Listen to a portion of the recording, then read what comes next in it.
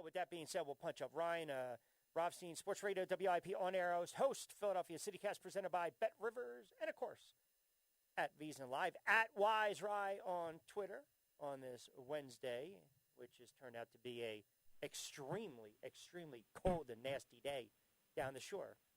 How you doing, pal? How we doing, my friend? Glad to be back, as always. Cold and chilly and just nasty. I thought I saw flurries the other day driving home. That's not good. Yeah, perfect. Yeah, let's just bring in the blizzard at this point, huh? Screw it. Is that December, really? Gotta love it. Oh, well, I'm not trying to mush anything. I mean, maybe I can be wrong on that. Yeah, you already did. All right, so we're not even going to get too much into Minshew mania. That's a nice win. They made adjustments. He played well. Eagles go into the bye week, and look, at the end of the day, things broke. A couple teams needed to lose, and they did. I'm sure they will be glued to the tube on Sunday with the Cowboys and the Washington football team. But, you know, are you shocked that we're early December and we're talking about the Philadelphia Eagles with a realistic shot at making the playoffs here? No, I'm not shocked because it's the damn NFC East and it's the Eagles. It's just, you know, they're 6-7 and we're talking about it, you know? So It's like, no, I'm not shocked because the past couple of years, that's sort of how the cookie has crumbled in this crap division, and now they extend the playoff picture. Right. 7 teams get in, and the entire league, stinks, really, to a degree, which is very entertaining, but it feels like the entire league has somewhere between 5 to 7 wins right now. Which is a ton of parity, which I also think is reflected in the betting line. I mean, think about what they needed to break for them, right? They needed the Saints to lose. The Saints lost. You need the Falcons to lose. The Falcons lost. You know, even the Bears losing, get them, put them out of their misery. And then you get the Vikings losing to Detroit. Okay, here you go. Wonderful. Now, Washington didn't live up to the billing for them because they had a nice win against the Raiders. But what they need, and 49ers lost. So it broke at the right time, which was good for me because some of these games I hit with the money line, I was pretty happy. But sometimes you'll take it, right? When things start to hit, we saw this a couple years ago. When things start to hit, you need a little bit of luck, you need a little opportunity, and certainly teams that get this are not going to apologize for it. No, absolutely not. Listen, it's been a really fun watch just as a fan of the NFL this year, and it's been fun over the past month, I would say, you know, certainly 2 to 3 weeks from the betting standpoint. Because, listen, you can be the sharpest guy in the world, but over the past 2 to 3 weeks, throw the knowledge out, man. Because, you know, for example, I sprinkled like a very small wager on the Lions money line and the Chargers money line this past week. Very small, right? No risk, high reward. It hit. Like a couple weeks prior, I did a similar type of bet. I think just with one of the heavy underdogs, they won outright. And I'm not sitting here saying I'm a genius. It's just you can pick your spots here. It feels like more than ever in the NFL because the parity, as you said, Q, is I don't think you can compare it to anything but like we've seen. No, you can't. And to your point, same thing. Lions, you know, I love the Chargers. I was pretty heavy on them. Even the Giants, right? I don't like to bet against the Giants, but I just knew in that situation, the under and Miami. I mean, you just had that feeling. And that's kind of where we're at. You know, when you start to look at some of these lines now in Week 14 where you really start to separate the pretenders from the contenders, I think some of these lines you might kind of take a step back and say, okay, something doesn't seem right. Like a perfect example, you got Cleveland and the Ravens. The Ravens are on the road. Cleveland's laying 2.5. Now, on paper, you would say the Ravens are the better team, but it's an AFC North battle. You're also looking at, say, the last several games by the Ravens. And I think people will go back and they'll look at that failed 2-point conversion by Harbaugh against the Steelers. But I have absolutely no problem with that play at all. And this is a Ravens team prior to that game is coming off a win against a team they're going to face in the Cleveland Browns. So I look at this game and I say, you know what? I know that the Brownies are coming off a bye, but I like the Ravens in this spot. I know they've been a little inconsistent, but I go quarterback to quarterback, and in this case, I go with Lamar Jackson. So I do like the Ravens in this game. I completely agree. It's what a weird scheduling, spot, as you said, right? Like they 2 straight games against Baltimore, they get to bye in between. And I saw something on the Action Network earlier. They described it pretty well. It's like, when this happens in the NBA, it typically sets up nicely in the second spot here to go Cleveland. And this isn't the NBA, though, right? Like, and you look at the money, it's been pouring in on the Cleveland Browns. But I'm going to go opposite of where the money's going. And this is the NFL. I'm not a huge Lamar Jackson guy, as I've said before with you on these airwaves. But I'm going to go Baltimore. I think you feel a little bit better about taking the points than laying them with a Baker Mayfield Browns team. We know Dallas is going to be the public play, but I don't know. I'm going the opposite route as well. That line was 3.5. It's been bet up to 4 right now. I know Eagles fans don't want to hear this, but Washington's defense, the way the quarterback's been playing, and Dallas has been too skittish. They'll have 1 week where they score 30, and then the offense goes flat out south. I look at this line. I'll take Washington plus 4. Up to 4.5 at Bet Rivers right now in PA. There you go. So I'll take 4.5 all day long. Unfortunately, from an Eagles fan standpoint and just the Eagles organization, like the players and the coaches, you got to root for the Dallas Cowboys here to get the win. So ideally, I grab Washington at 4.5, and the Cowboys win by 1-4. That's the ideal scenario. But I am more than comfortable taking the 4.5 right now with this Washington football team. They look pretty damn good. Yeah, they do. I mean, Heineke's playing very well. I know they dealt with some injuries, but the fact that you're on the road and you go on that long drive, that game-winning drive, you kick the field goal against the Raiders, who always find a way to lose late, it seems like the Chargers over years past. I just like Washington. If I catch it at 4.5, too, I'd be fine with that. Speaking of the Raiders, they're on the road against Kansas City. Remember we talked about this, and again, sometimes I'll get one right. When the Kansas City Chiefs were struggling, I told the listening audience, take a flyer right now on them to win the AFC West. And if you did, you're looking pretty good right now, because I believe after that Titans loss where they only scored 3 points, then they start to go on this run. They beat the Giants, the Packers, the Raiders, the Cowboys, and they pretty much handled their business against Denver. They got the Raiders, the Chargers, the Steelers, Cincy, and Denver.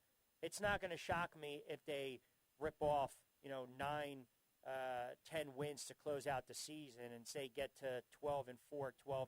I mean, right now, I would just kind of ride it out with Kansas City. Absolutely, but I don't know from an against the spread standpoint. It's just too many points this week. I think the Chiefs are going to get the win. I don't know what you're seeing this number at, but it's too high of a number for me to lay the points. You would tease it down?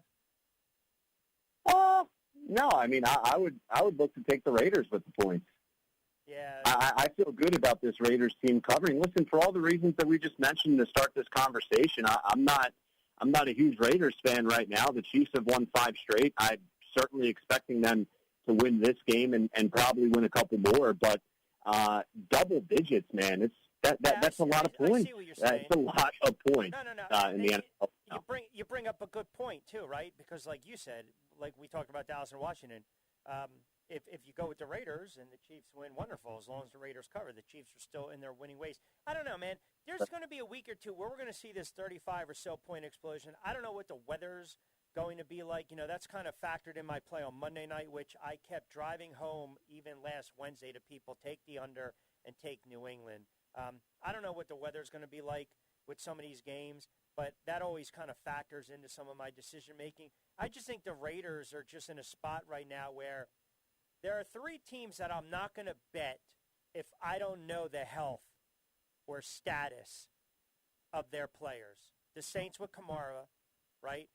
And the Raiders with Waller. And then before, it was the Titans with Derrick Henry. So we don't know what's going on with this Raiders squad. But I do like your line of thinking where, I take the Raiders and the points. You still like the Chiefs to win the game. Trying to think anything else that there's still a bunch of games on the docket.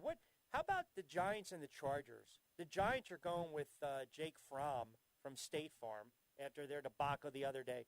That head coach looks like he's going to be on his way out. Now, you look at the Giants ATS, they play relatively competitive games, right? You know, they lost by 1. Washington should have won. Should have beat the Falcons, lost by 3. The Chiefs game, they lost by 3. You know, they play these games tight. Even the other day, into the 4th, but the head coach decides, I got to get my kicker some opportunities to punt the ball away, or my punter, and they don't go for it on 4th and short in Miami's zone. So, you know, the Giants, to me, they've covered games, but you're asking a kid who's never taken an NFL start before on the road against a team in the Chargers that can easily put up 35 points. Yeah, I hear you. But once again, this is a game I'm probably staying away from. But if we're breaking it down right here, it's way too many points. Now, you look at this Chargers team, they have 2 wins by more than 6 points all season, and those 2 games weren't very comfortable. There's a lot of key guys out or questionable. Keenan Allen on the COVID list, yep. Joey Bosa's in concussion protocol, Austin Eckler, who's on my fantasy team, he's questionable. So you're giving me 10.5 up to 11.5. It was at one point this week. I don't feel comfortable that the Chargers are going to win this game by 12, 13 points. Once again, I see a touchdown game, a backdoor cover. I'm taking double-digit points right now in the NFL, almost regardless of the matchup here, Q. It would have to be a very specific case for me to think otherwise right now. Yeah, you mentioned what they're dealing with, right? Allen, Williams, Harris. And it's a real good point, and a stat you bring up. They beat Washington by 4, okay? They beat the Chiefs by 6. They beat the Browns by 5. They beat the Steelers by 4, and they beat the Eagles by 3. So all the games in years past that the Chargers typically would blow or lose close, they're actually winning, but they're not covering the number. So as a bettor out there, you're right. You say to yourself, hey, maybe the Giants aren't going to win this game, but they can certainly, maybe it's a 31-10, or I should say a 25 or 27-10 type of game. Giants kick field goal, then all of a sudden they get an, oh, by the way, touchdown, and all of a sudden they cover the number late. So, I like that line of thinking because these lines are extremely, extremely high. Seattle and the They're crazy. Yeah, not touch. How about here? Well, here I got one for you. How about Detroit on the road against Denver? Oh, man. I mean, after taking the Lions outright, it was a bold strategy, Cotton, as they said in the movie Dodgeball. That's right. I don't know, man. I mean, Detroit, every week, you know, and I've mentioned this before with you, I'm a fan of this Lions team. I'm a fan of Dan Campbell. I was so happy to see them get that win in that fashion.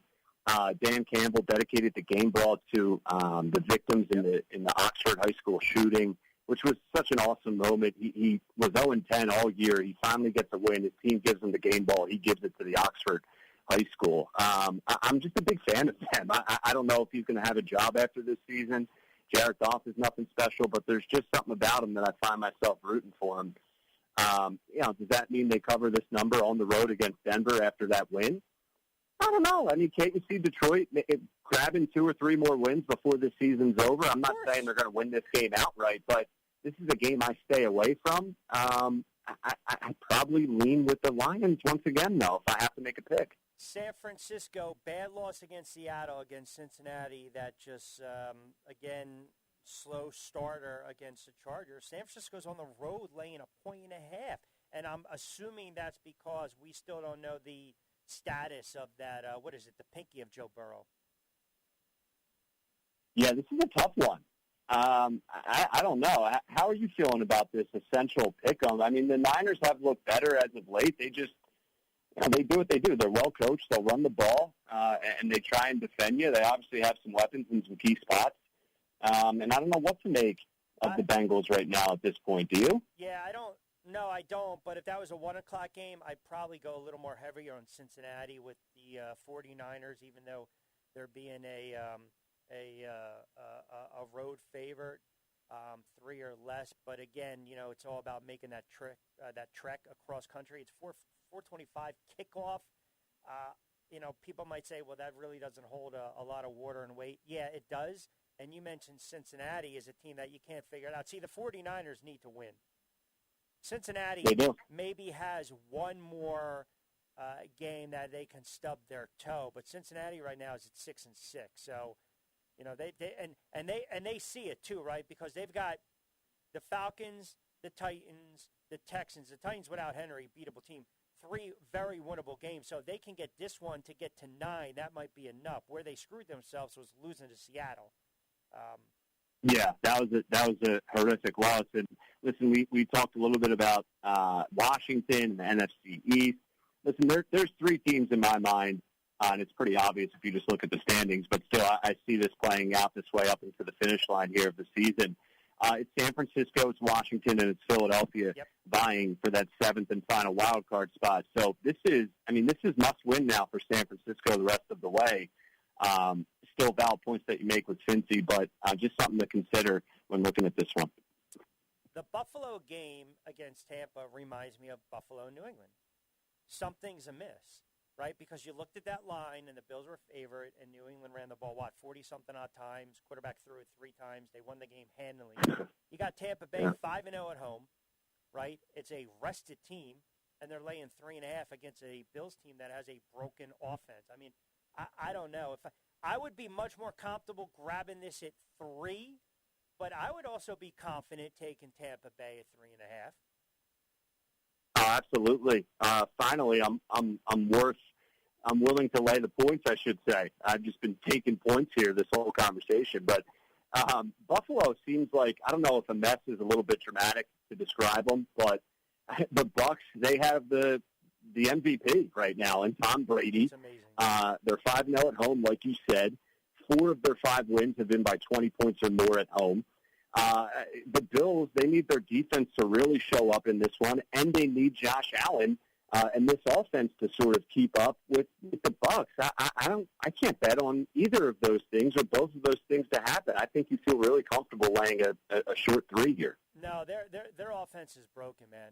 Look, the Saints game was more of a product of how bad the Saints were, and the Jets, how bad the Jets are. They scored 15 against the Colts, and then I get it, bad conditions. They could do nothing against New England. I hate them in this spot. I love Tampa Bay with the points, whether it's 3, 3.5. And then you've got the Monday night game, Rams and the Cardinals, which I love this matchup, right? Because all of a sudden I get to see Mr. Stafford, who's kind of faded into the night, even though he already has, I think, 30 touchdown passes, which was amazing when you think about it. And he got 4 or 5 more games left to go. But Arizona, one of my trendy, sexy picks. I'm a huge Cardinals fan. Love what Murray's doing. Love what that head coach is doing down there. 2.5 at home. What's your thoughts on this one to wrap it up? Wow, it's a tough one, man. The Rams have been, I don't want to say faltering. It may be a little bit extreme. As you mentioned, Stafford's just still had a hell of a year. This Rams team is still, I would consider them still dangerous, despite looking a little bit different as of late. But the Cardinals look really good. They do. The Cardinals, they're just an all-around really good football team on offense, on defense. And they've been consistent. I don't want to say it seems like their year, but close to it, right? Like close to it. They're the more comfortable pick right now for me for this particular matchup. I don't know if I love this bet, but my lean is certainly with Arizona right now. You know what's so crazy about Arizona, and not a lot of people are talking about this? Colt McCoy is a really good backup. And I was ticked that the Giants basically didn't re-sign him. And you look at McCoy, he came into play in those 3 games where they didn't have Murray. Now, granted, they got waxed by Carolina. Okay, fine, that happens. But then he won 2 out of 3. He put up some really good numbers, and he kept them afloat. Because if they were on a 3-game losing streak, then all of a sudden, here we go, same old Cardinals. But he kept the ship upright. And that's a credit to that organization, man. And now all of a sudden you get some players at full strength. Wow. They got the Lions, the Colts, the Cowboys, and Seattle to close out the season after the Rams. They'll get their 12, 13 wins, and they'll probably get the top seed in the NFC. I agree. Q, sorry. I'm sorry I cut you off there. But there is 2 quick points, if you don't mind. We'll try and be quick. I know you got to get to a break. No. Go ahead. Take your time. All right, cool. I'm hosting now. I'm the captain now. Falcons at Panthers, I really wanted your thoughts on this one. The Panthers, how the hell are the Carolina Panthers favored? And this is a game where I say I love Atlanta. Yeah. I mean, I love Atlanta. Not that Atlanta's anything special, but I am not a believer in Carolina right now. I just don't get how and why the Panthers are favored in this matchup. Who's quarterbacking in this game? For Carolina? Yeah. For Carolina, Q? Yeah, for Carolina. Yeah, Cam Newton. I mean, he got benched last week for P.J. freaking Walker. That's. I mean, so come on, it's an embarrassment. Right. I mean, they're a mess right now. So my point is, expect him to go out and have a couple 3-and-outs, and then he's going to get benched again. Probably. I mean, I look at Atlanta, that Atlanta, once again, is an enigma. You know, Atlanta had an opportunity to better position themselves, but they had a couple bad losses. The Pats lost. They didn't even show up. They gave up 43 to the Cowboys. They already lost to the Panthers. So Atlanta is thinking to themselves, mathematically, we're alive. So we have. They are. I know. This is a must-win game for both of these teams. And that's the case. I would probably go with Matt Ryan on the road. Yeah. Then Cam Newton stinks. He stinks. He does. He stinks. I mean, it's. I don't get it, man. And Darnold, they were remember Carolina was 3-0. And Darnold was the talk of the NFL. Yeah, we were talking about, wow, good for Sam Darnold, you know, resurrecting his career a little bit in Carolina, becoming a solid starting quarterback, nothing special, but certainly not a disaster that we once maybe thought he was. But, man, how much things have changed down in Carolina. And I don't know, when you start to look at coaches on the hot seat, I brought this up yesterday with either Johnny Mack or Lloyd Vance talking about Matt Rule, and I understand the contract that he signed. But if you go around the NFL right now, you might get a head coaching change in Buffalo. You might get a head coaching change in Cleveland. We still don't know what's going to happen with Jacksonville. We just don't know. You might get a head coaching change in Denver. You're definitely going to get one in the Giants if they falter. Then you've got the two teams in the NFC North, Minnesota and Chicago. You know, Zimmer and Nagy, see ya. And then you look at the South, and you got the Panthers. And here's another thing. Who's to say Sean Payton decides, you know what, I'm done? Yep. Good point. I agree. Yeah, good point. I mean, Zimmer should have been fired already, but short week, I guess they couldn't do it. Come on, man. Yeah, I mean, that's just how do you allow that quarterback, of all quarterbacks, to go down the field and not even blitz and then only rush 3 and then have your DBs drop back 10 yards off the line of scrimmage on the last play of the game? And the Lions gift wrapped you that game. Yes. Jared Goff fumbled. They were up. I forget the score there. They were up.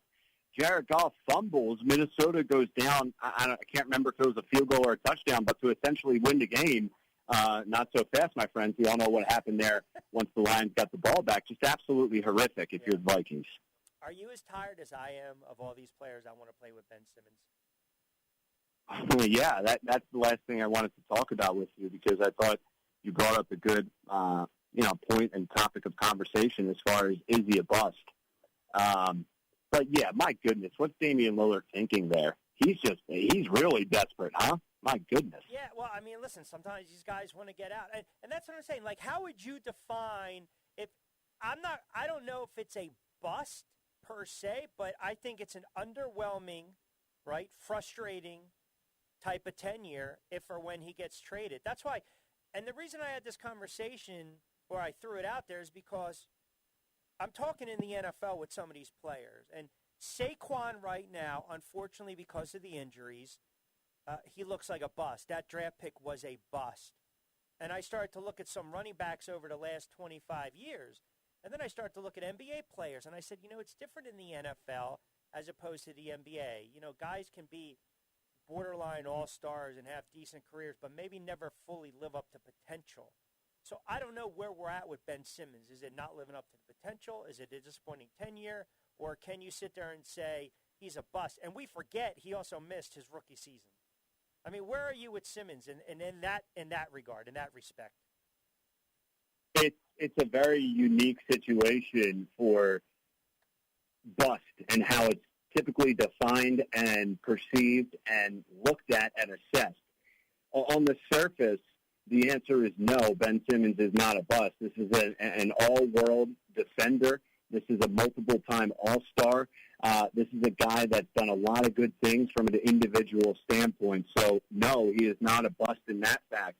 But this is unique, as I mentioned, because in every other way, he is arguably the biggest bust in sports history, certainly in Philadelphia sports history, because this franchise believed in him so much to back up the Brinks truck and give him a 4-year extension, hundreds of millions of dollars. They invested and went all in on him to be a key piece, a key cog in the championship aspiration machine. And not only did he fall short, he showed no fight, no hunger, and just a complete damn disrespect to the organization, his teammates, and the fans in the city of Philadelphia. So, in a sense, he's not, and in another sense, I look at him as the biggest bust in Philadelphia sports history. Interesting. That's a very good take. Yeah, I mean, I can't really disagree with anything you're saying. It will go down. You know, I kind of was joking before with, Lillard, hey, I want to play with him. It just reminded me of that scene in Hoosiers when they were about to boot out Gene Hackman and Jimmy Chipwood's like, hey, it's time for me to play. One condition, I play, coach stays. He goes, I go. So it's like, they back themselves in such a bad corner. If Morey doesn't move him and he really doesn't play at all this year, I just think it's malpractice because you're wasting Embiid's prime. I agree completely, but now it's at the point, Q, where it's going to go one or two ways. He's going to hold out so long to where he's going to get, I don't want to say lucky, but Bleep could hit the fan in Portland, and instead of getting C.J. McCollum, maybe you end up with an opportunity to get Bane. Yep. And we're going to look at everything Morey has and hasn't done and say he's a genius. Yep. And on the other side, he's going to be viewed as, the not the scapegoat, but the guy that screwed it up and held out too long to a point that hurt the organization. Those are the only two ways this is going to go. He's either going to be the hero, and wow, I give him credit for the guts that he had and willing to stick to his guns, or the complete villain. Those are the only two ways this goes now. Real quick, you don't think there's a third scenario where he just decides, let me set my ego aside, let me pull Ben in here, and let's just kind of kiss and make up and make this work? Or we're past that? I would like that to happen, but how can I predict that the way this whole thing has been going down? I think he's going to ride this out. He's going to go down with the ship here and stick into his guns. As you said, that is indeed a bold bold strategy. Usually you got to play double for that. Got to play double for that type of action, Cotton. Oh, Pepper, what a great character. So we caught you last night after me with Danny. I'll assume the rest of the week IP, correct? Yes, sir. Yeah, it was a lot of fun last night with an appearance on Russian Hour with Danny Burke. I am back in action on WIP tomorrow night and then on Saturday night as well. So looking forward to it. All right, get some rest. We'll talk next week. Good luck with the bets. Thanks, man. You too. We'll talk. Got it, pal. Be well. There you have it, our guy, Ryan Rothstein. Great stuff as always. Sports Radio WIP on-air host Philadelphia CityCast, presented by Bet Rivers at Visa Line. Don't forget his new episode, Philadelphia CityCast, is out, as I mentioned, presented by Bet Rivers and Visa Live. Joe Giglio joins them. They talk Embiid odds at 40-1. Simmons, is he ever going to get traded? And what do you guys think? Eagles making the playoffs? Yes, plus 140 right there to put some money in the pocket. Good stuff as always with Ryan. 546.